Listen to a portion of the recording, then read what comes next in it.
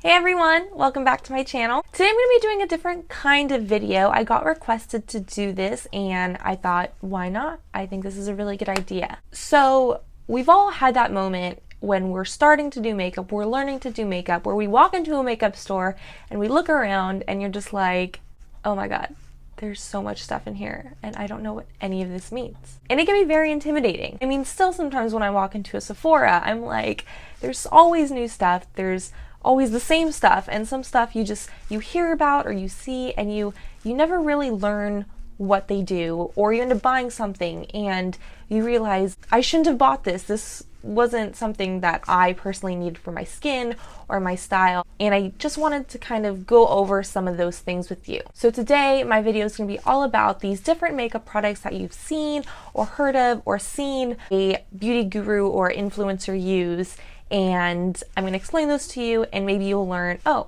maybe I don't need to buy that, or hey, that sounds really nice, I could totally use something like that.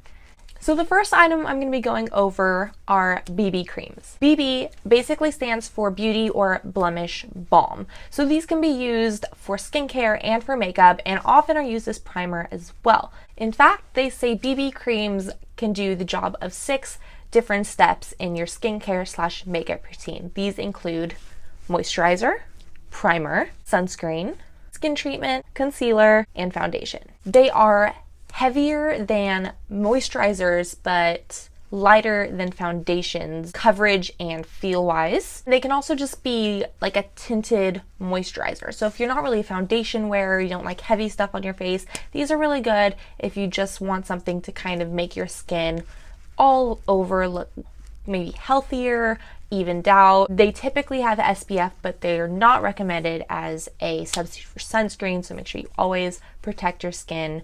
You don't want to get wrinkles. And lastly, these typically come in very few shades, so you have less of a variety with BB creams.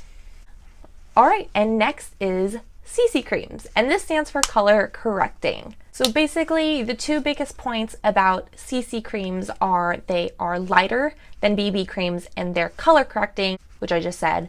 So they reduce redness or just kind of duller areas in your skin tone. Alright, and last for these 3 items are, of course, your DD creams. So these are called DD creams because they are considered a dynamic do-all. In 2012, DD creams got released as Daily Defense, so they were heavy-duty body and foot creams. These can be used for all sorts of stuff. I typically don't see them very much in stores. I definitely see more BB and CC creams, which I'm sure, like most of you, I never really knew what they were for. I don't own any of these. Now I guess I know what they are, so now I know whether that's in my best interest or whether that's not in my interest to purchase these items. Alright, now I'm going to go over into some other makeup products that you've probably heard of, you've probably used, but you know, not everybody has been doing makeup for long. A lot of people are very curious about makeup and are scared to ask because it can be very intimidating. There's so many different products out there. So this is for you guys if you need any sort of help with what a product is. So my first item that I'm going to discuss is primer. Primers come in all shapes and sizes, whether it's a face primer, eyeshadow primers. These are really to smooth out your skin, to create a firmer base for any makeup products on your skin. It just adds like a nice coat before you start slapping all your makeup on, just like you'd prime a wall before you paint that. So these create a smooth space for your makeup, as well as create a bond which allows your makeup to hold on to your skin, allows your skin to hold on to your makeup. Primers will help your makeup stay in place. They can help control oils and shine in your skin, and they can also even out your skin tone. So primers are very good, highly recommended if you wear any sort of makeup on your face, just to kind of create a barrier to protect your skin as well. You don't want lots of makeup getting clogged in all your pores.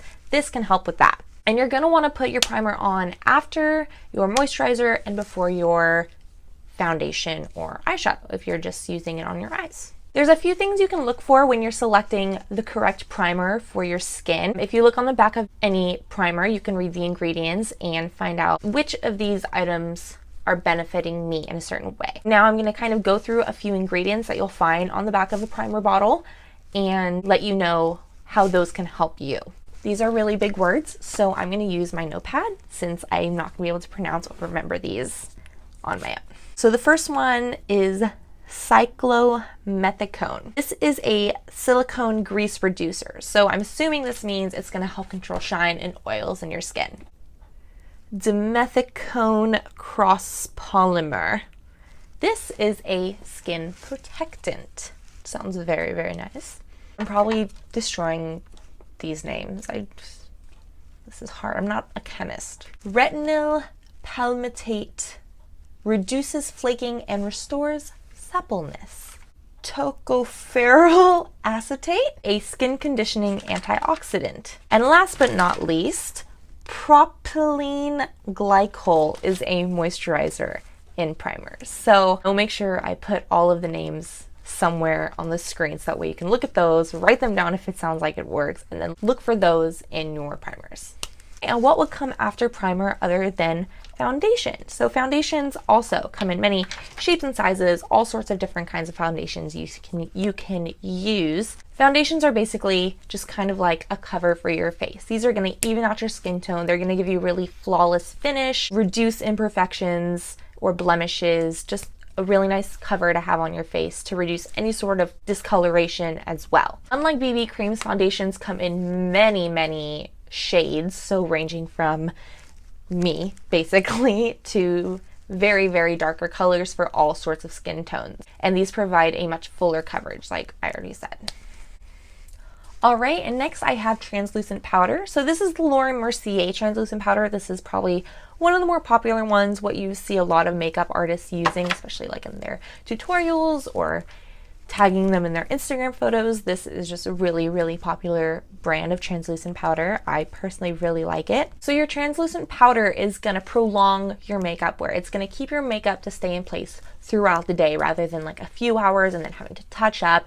It's gonna control shine and oils, and it's gonna give your face definitely more matte finish. So today I put on a mixture of matte and more of a dewy foundation, but then I put on translucent powder, so my foundation overall turned out definitely more on the matte side. This is what makeup artists use for baking when you hear that term. So what that means is they're putting the powder over certain areas of their face, often the under eyes, bridge of the nose, chin, forehead, even fixing up their contour, and they leave that on for a period of time ranging from 3 minutes plus, and then dusting off the excess with just a regular powder brush, and that really gets your makeup to stay. What you might not know is translucent powder also has a number of different uses, little tricks you can use. One, you can use your translucent powder over your eyeliner to help that just stay in place so you're not dripping or getting into your crease, all the things that I'm trying to prevent happened to me today. You can use it to catch your eyeshadow fallout. So before placing eyeshadow on, after you've already put on your face makeup, you can just dust some translucent powder under your eyes. Any eyeshadow falls onto that, you can just dust that off. It's already on the translucent powder, so you're basically just dusting off the translucent powder with the eyeshadow attached to it to create a flawless, beautiful makeup look. You can also use it on your oily roots. So what you can do is your hair starts to get a little oily, you're trying to make it that last day without washing your hair, just dust a little bit of the translucent powder on your roots and it just will soak up those oils, and there you go, you got another day. Last for the tricks for the translucent powder, you can use this on sweaty palms due to the setting property in translucent powder. It's going to soak up those oils just like it would for your hair or on your face with your makeup. You can stick it right on your sweaty palms if you're ever nervous or clammy, and it'll soak those right up. It's like you never got nervous. Concealers. All right, so we've all heard of concealers. I recently started wearing concealer. Not every day, but I do wear it, like today, for instance. So for concealers, you're always going to want to go lighter than your actual skin tone. So you see, like, I'm a little darker than this color, but this is going to be used under my eyes, up on my forehead, down the bridge of my nose. This alleviates imperfections. So it can fix your dark circles. It can fix your you can put it under your dark circles. You can put it on your blemishes. It's really going to help just even out your skin tone, any discoloration that you might have. Now, bronzer. So we all know bronzer gives you a bronzy look.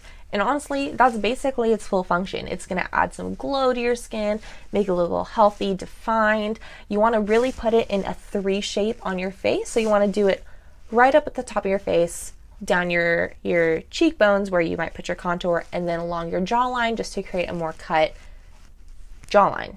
And obviously bronzers, you're going to want to go darker than your skin tones, and not all of you are probably super bronze naturally.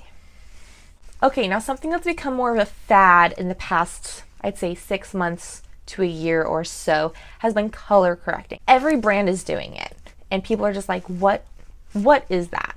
Do I need this? Do I not need this? And the answer is, it's a case-by-case basis. Some of you might benefit from color correcting. Some of you might not need it at all. This is a pretty basic color correcting palette. This is by Stila Cosmetics, and it has, you see all of these, whoa.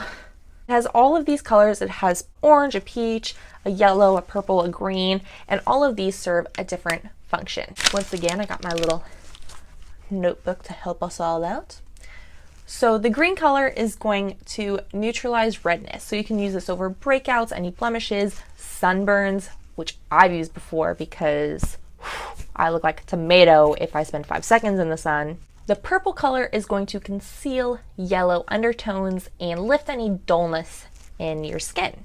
Pink/peach is going to brighten areas as well. So these are good, especially for your under eyes. If you have darker circles, this will alleviate those and give you a much brighter, awake look. The yellow in the color correcting palette hides blue or purple, so these are good for bruises or veins, even under eye circles. It's just going to even those darker spots to even out your skin tone. Orange is also for dark circles and evening out darker spots in your skin tone. This is going to be used more for you if you already have a darker skin color. So I personally wouldn't use orange. It would show up way too much on me and it would look like I have orange blotches under my eyes.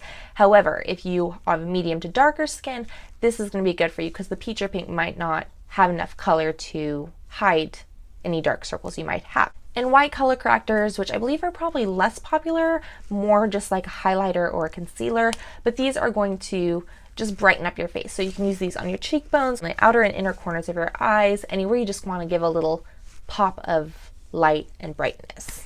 So with color correcting, you don't always have to get a full palette. I bought this just because I was mostly curious about color correcting. I didn't know a whole lot about it when I bought this, but I was also makeup shopping and doing Sephora haul, and I was like, yeah, color correcting palette, woo! But looking back, whenever I do reorder, I'll probably get a peach color and a green just because I do like to use the green on any breakouts that I have.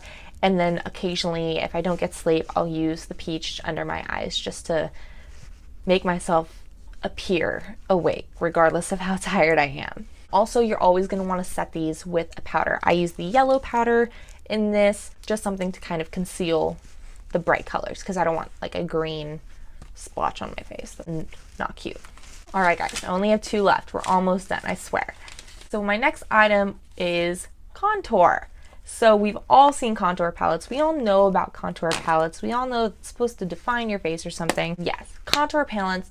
Contour is meant to give dimension to your face and enhance the shape of your face and even give your face more of like an oval shape. Contouring can go from simply adding some color to your cheeks to giving cheekbones and some to your nose to create a more narrow nose to completely changing the look of your face. I personally can't do that, but many people can, and that is just magic. So like I said, a few places to use contour are your cheekbones. You can use it on your jawline, your nose. You can even add some dimension to your eye crease by adding some contour there, your forehead. You can even contour parts of the body. You can do your neck and your collarbones. You can contour yourself a 6-pack if you wanted to, or some cleavage. Not saying that I've done that. And some tips for choosing the right contour for your skin. You always want to make sure these are matte. You don't want a sparkly line going down the side of your face, unless that's what you're going for, but I would recommend not doing that. Also, you want to use something with very neutral undertones, grays, taupes, beiges, anything that looks natural and looks like it's just giving you a natural shadow. Lastly, you always want to make sure you blend these in. Like I said, nobody just wants a stark streak along your face. You want to make sure these look like an illusion. That is the whole point. So just follow the 2 B's, blend and blur. Just a nice, simple, natural shadow on your face. And my last item for you today is, it's really not a Becky video if I don't drop at least like 20 things. That's just how it goes. Anyways, the last item that I have for you.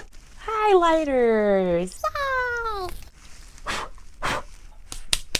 Like glitter everywhere now. So the purpose of highlighters is to bring focus to certain areas of your face. This can include your upper cheekbones, bridge of your nose again, basically anywhere to complement your contour. You can also use it right above your eyebrow arch. Oh my gosh, I can never remember the name of that. Basically, any place that the light hits your face that you really want to look cut and defined, you want to put a highlight there. These can be matte, these can be more glowy, dewy, even sparkly, some brands will have. So as you can see, these are definitely sparkly contours. This is the Glow Kit by Anastasia Beverly Hills. I also have my Laura Mercier, which is a sparkly one. This Urban Decay, which is like super sparkly. Let's see if I can do a little swatch of that. So as you can see, maybe the light's too bright. Anyways, it's super sparkly. Definitely lots of glitter in that one. That's more of like, I'd say, a body glitter I would use it for. These can also just be a white matte powder that you want to use just to brighten up certain areas. But overall, that is the concept of highlighters, is to just accentuate certain areas of your face. Alright guys, I hope you really enjoyed this video. I had lots of fun kind of doing all this research and finding out the specific reasons why we use these makeup products. Because even when you use something, sometimes you're just using it. You don't know what the purpose really is. You're like, why am I doing this? I just feel like I should be. And hopefully this gave you some information on what to go buy on your next makeup haul, or maybe what not to buy, what you maybe don't need anymore, or maybe kind of narrowed the direction you can go in. I feel like a lot of times people just get really intimidated when they're starting to do makeup and they don't want to ask these questions because it's nerve-wracking and you don't want to look silly in front of somebody who's been doing makeup for years. But honestly, we all started with makeup when we were 12 years old, stealing our mom's eyeshadow and, you know, going to school with just blue eyeshadow on or chapstick that had a little pink tint in it. That's where we all started, and we all kind of got into this big world of makeup, and it can be very, very scary. So hopefully this helps you out a little bit. Hopefully you won't be as scared to go into Sephora and pick out certain items or ask for help, because we all just sometimes have questions about these things. There's so much. There are so many products. There are so many brands to choose from. It can be very confusing to know which direction to go in, what's right for your skin, what's right for your skin tone, and just you personally. So I hope you like this video. Again, I had a blast learning all this stuff myself, and thank you guys so much for watching. Please like this video, subscribe to my channel, and leave a comment of any questions you have, any comments at all whatsoever. I would love to read them and reply back to you and just talk to you guys about this awesome stuff that we're all obsessed with. And I will see you all in my next video.